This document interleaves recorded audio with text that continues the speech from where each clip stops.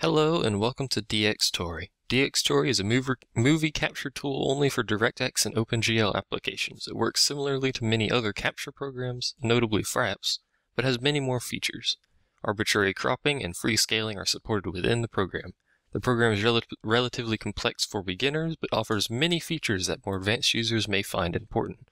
The first tab is your Target Information tab. For the most part, you can ignore this entirely. However, up at the top you can select which profile you will be editing. For the most part, simply editing the default profile is fine, but you can have settings for individual programs set up. It will add profiles automatically as it gets hooked to these programs. The second tab is your Overlay settings. This is where you can customize how, where, and if at all the overlay gets displayed, including different color options. Using the default setting is recommended for consistency with all programs. The third tab is your folder settings. This is where you tell Dxtory where you want it to save your captures. Note there is a separate folder section at the bottom for screenshots. When you first load up the program, there will be nothing here. So click the green plus button to add your desired folder. You will then need to hit the speedometer to the left of your newly made folder to get the speed of your drive. The speed of your drive tells Dxtory how fast it can write files and therefore how large a resolution you can record. The default settings for the speed test should be fine for this purpose.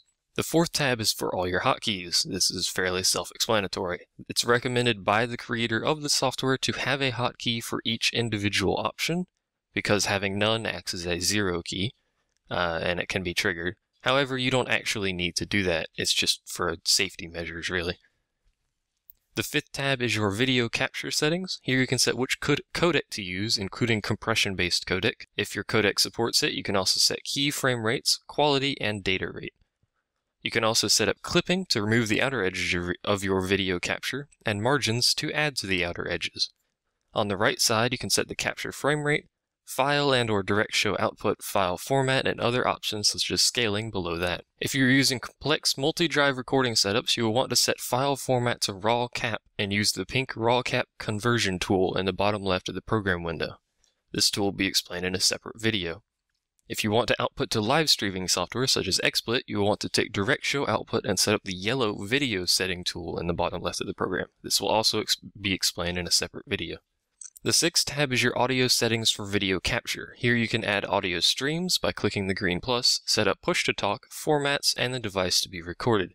I tend to set it up so it records Windows sound in Stream 1 and my microphone input in Stream 2, but you can add additional microphones and even virtual audio cables here.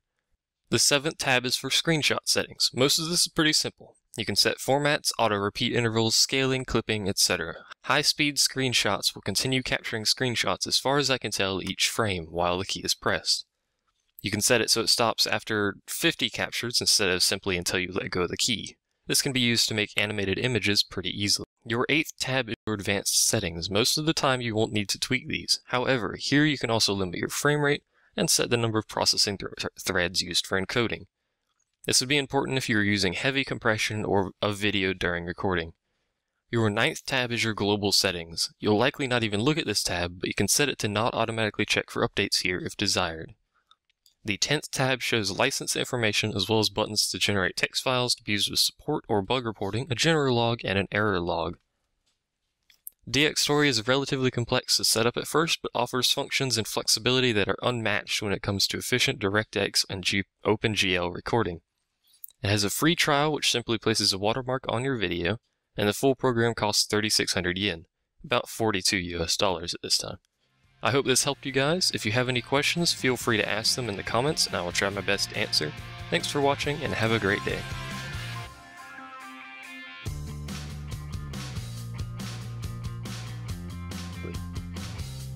Your eighth tab is your advanced settings. Most of the time, high-speed screenshots will continue capturing.